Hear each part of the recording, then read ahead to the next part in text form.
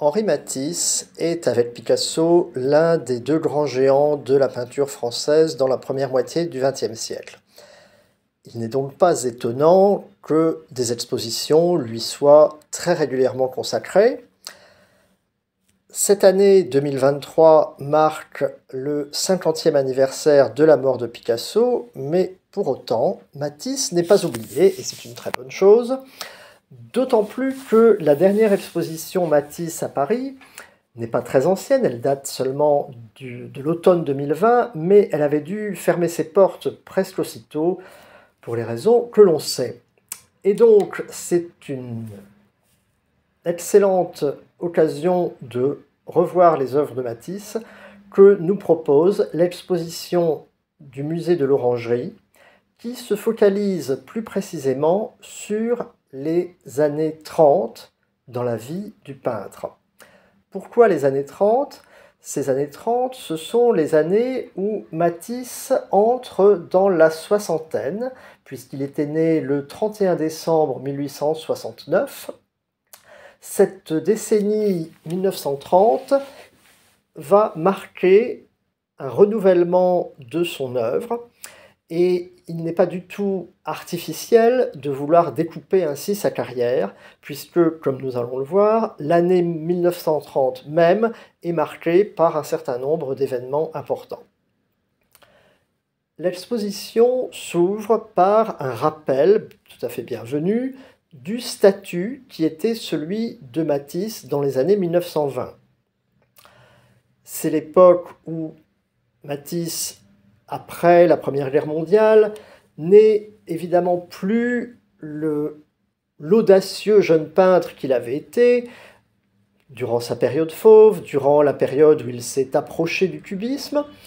Pour Matisse, comme pour bien d'autres, les années 20 sont un peu les années du retour à l'ordre, et c'est la période où Matisse, installé à Nice, peint principalement des odalisques, sujet orientaliste, pourrait-on dire, sujet qu'il traite de manière assez classique finalement, en représentant des jeunes femmes en tenue exotique dans des intérieurs composés de tissus eux-mêmes exotiques.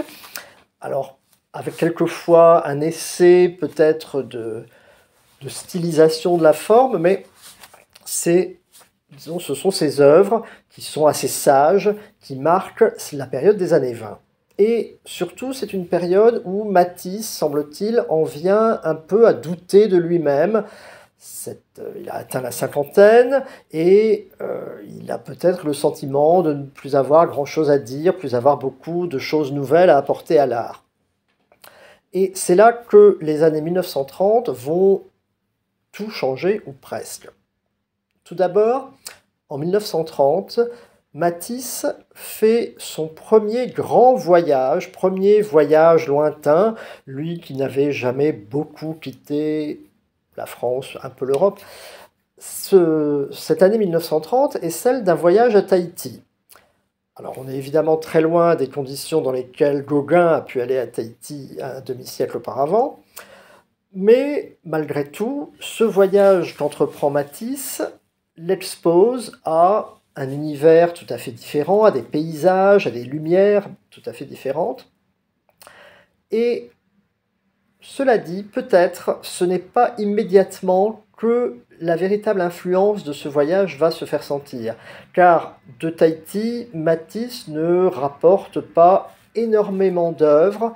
Il y a finalement peu de choses à son catalogue qui sont directement inspirées par ce qu'il a pu voir sous ses latitudes. L'exposition présente deux grands tableaux intitulés Tahiti, donc leur présence est tout à fait justifiée.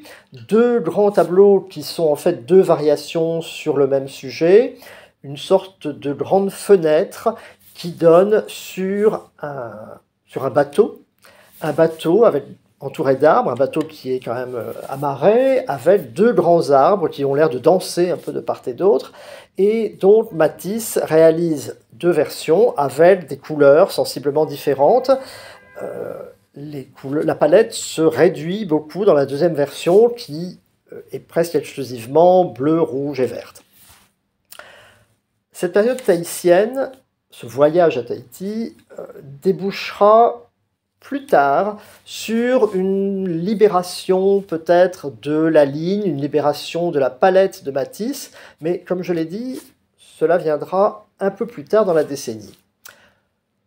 L'autre événement majeur de cette année 1930, c'est la commande que Matisse a reçue du Dr. Barnes, un riche collectionneur américain qui accumule depuis plusieurs années chez lui des Renoirs, des Cézanne, des Van Gogh, toutes les œuvres de l'impressionnisme qu'il peut trouver.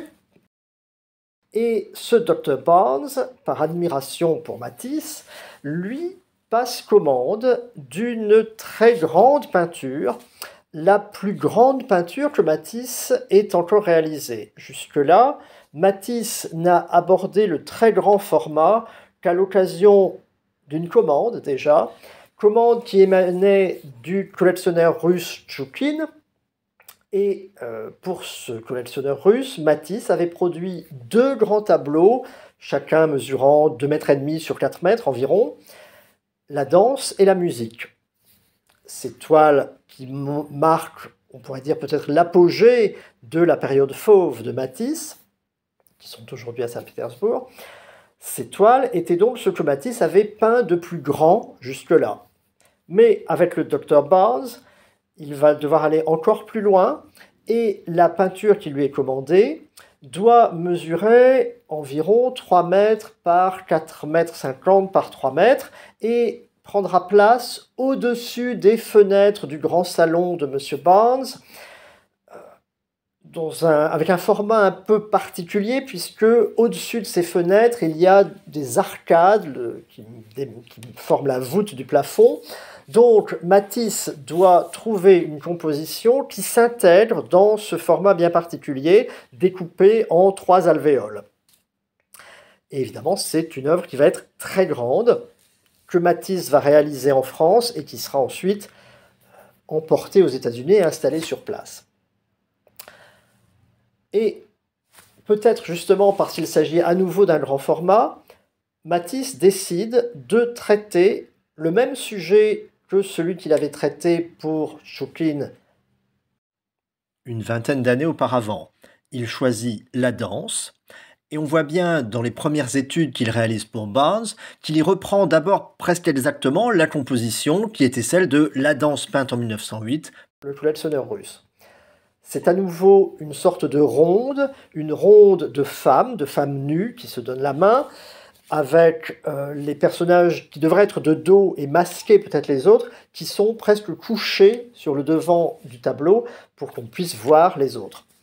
Donc, dans un premier temps, Matisse reprend ce schéma compositionnel, on retrouve à peu près la même structure, mais étiré sur un format cette fois plus long, beaucoup plus long à traiter, et petit à petit, surtout, on voit qu'à travers les études qu'il multiplie, Matisse s'interroge sur les couleurs qu'il va devoir choisir, qui ne seront pas du tout les mêmes que pour le russe, et ces couleurs deviennent encore moins réalistes que celles de la danse.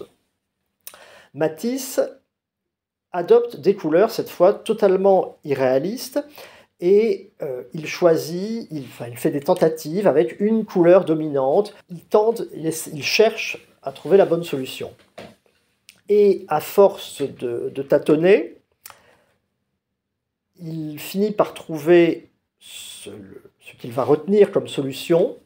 Les personnages seront gris clair et ils se détacheront sur un fond totalement irréaliste, un fond abstrait en somme, un fond composé de bandes de couleurs rose, bleu, noir, qui alternent et qui créent un rythme, peut-être le rythme de la danse, le rythme de la musique sur laquelle les personnages dansent.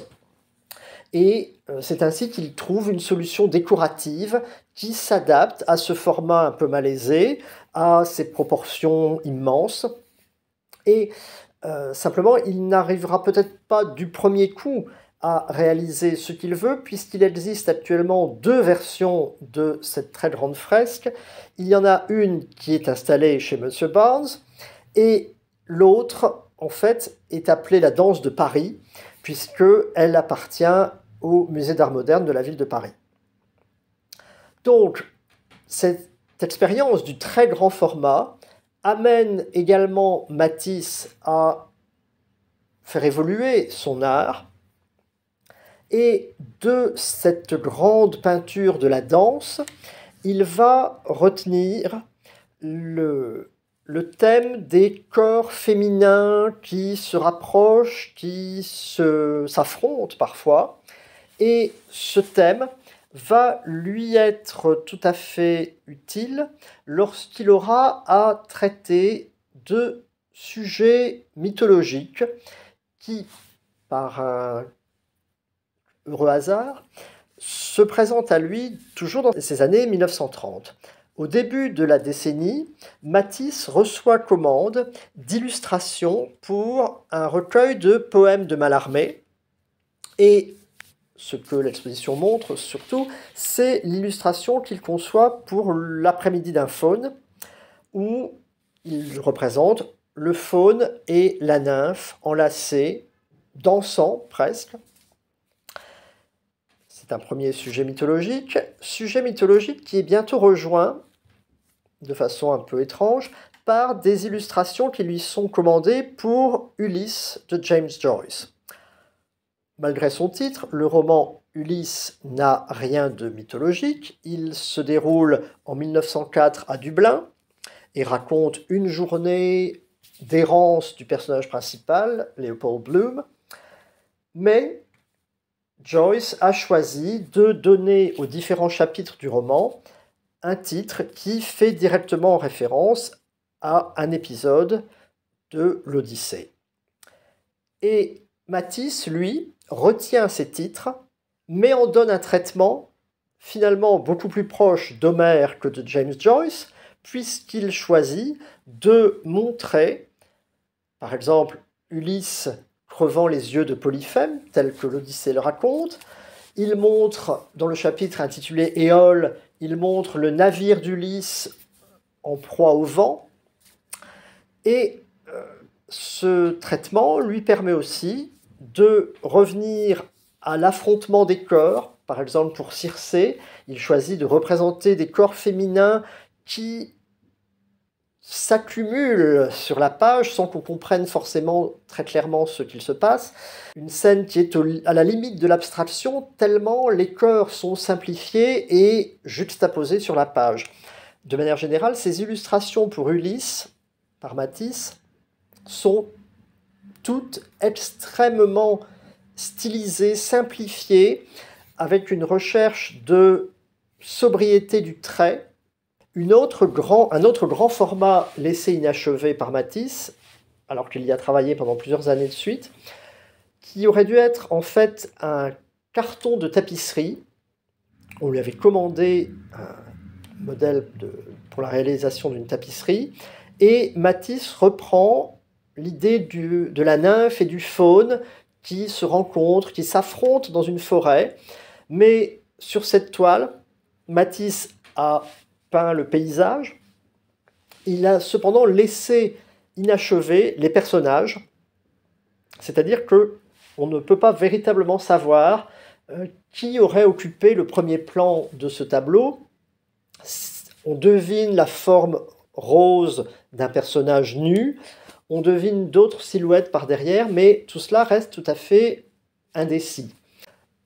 On trouve encore un peu de cette indécision dans les dessins au fusain, les dessins de nus que Matisse produit à cette époque, où là aussi l'hésitation, le repentir, la recherche de la bonne position l'amène à multiplier les formes qui, tout en étant réduites à un contour, se superposent dans des positions différentes. Et cette idée de la recherche de la bonne forme, cette recherche de la version définitive, elle est également illustrée par quelque chose de tout à fait fascinant dans l'exposition. On voit, pour deux toiles de cette époque, de ces années 30.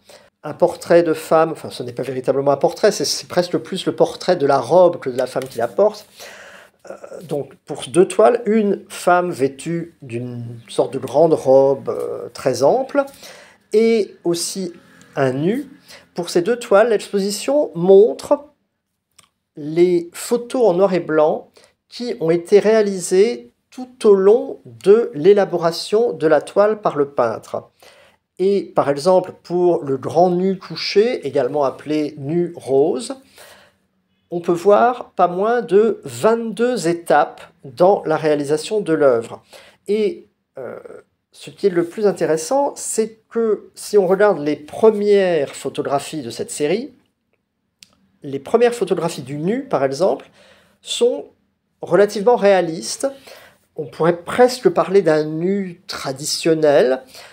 Petit à petit, on le voit s'affranchir de ce point de départ, s'éloigner de plus en plus de la représentation relativement fidèle de la réalité, pour avancer vers une stylisation accrue, vers, là encore, une simplification des formes.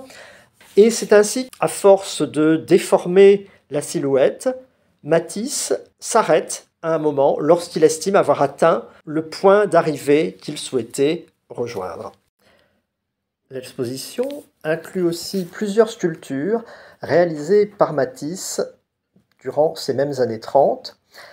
Surtout, l'exposition a pour fil directeur les Cahiers d'art. Les Cahiers d'art qui sont une revue fondée en 1926 par Christian Zervos.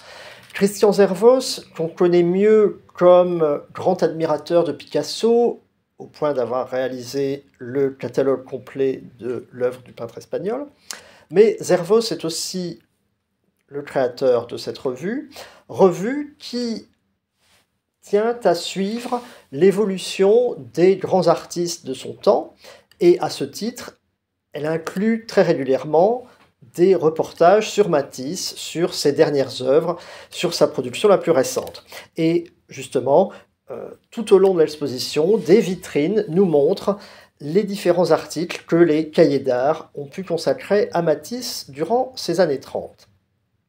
La dernière salle de l'exposition est une véritable explosion de couleurs et de formes, et c'est peut-être là seulement que les impressions que Matisse avait pu recueillir à Tahiti arrivent à maturité, s'expriment à travers son œuvre, puisque dans cette dernière salle, les œuvres peintes par Matisse plutôt dans la deuxième moitié des années 30 se libèrent apparemment de toute contrainte formelle.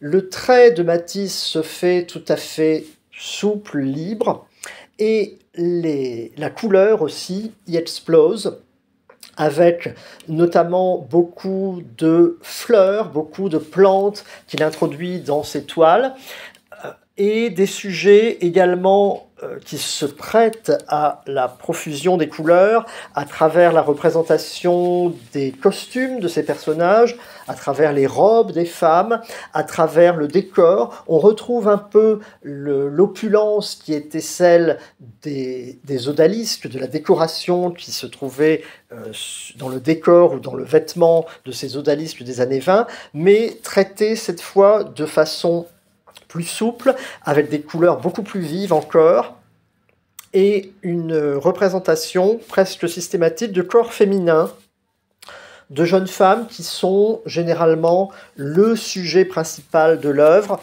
et que l'on voit assises ou au repos, parfois même endormies. Il y a notamment une dormeuse que l'on voit la tête posée sur une table couverte de fleurs. Et ce goût pour les motifs décoratifs s'exprime aussi à travers l'intérêt de Matisse pour les blouses roumaines, ces blouses brodées qui étaient très à la mode pour les femmes pendant la période estivale durant les années 30. Et c'est ainsi que Après avoir vu plusieurs femmes vêtues de ce type de blouse dans différentes toiles, l'exposition se conclut avec une peinture assez célèbre qui s'intitule La blouse roumaine, justement, peinture réalisée par Matisse en 1940, et c'est la fin de l'exposition, c'est un peu aussi le début de la dernière période dans la vie de Matisse. Matisse qui a, depuis le début de cette décennie, une nouvelle muse qui s'appelle Lydia Delettorskaya. Matisse évolue à nouveau, à l'issue de cette décennie des années 30, vers un style différent. La dernière période dans la vie de Matisse, celle qui vient après les années 30 que traite l'exposition, sera caractérisée par une technique que Matisse a inaugurée en fait durant les années 30, la technique des papiers gouachés découpés. C'est un procédé dont il s'est servi pour élaborer sa grande fresque de la danse pour Monsieur Barnes, et c'est une technique à laquelle il reviendra contraint et forcé lorsque des rhumatismes articulaires l'empêcheront de peindre comme il l'avait toujours fait, et lorsque ces papiers découpés se révéleront une solution pour continuer à s'exprimer, pour continuer à laisser parler sa créativité jusqu'à la fin de son existence en 1954, période qui sera celle principalement des papiers découpés, mais c'est une autre histoire puisque l'exposition de l'Orangerie célèbre, elle, les années 1930.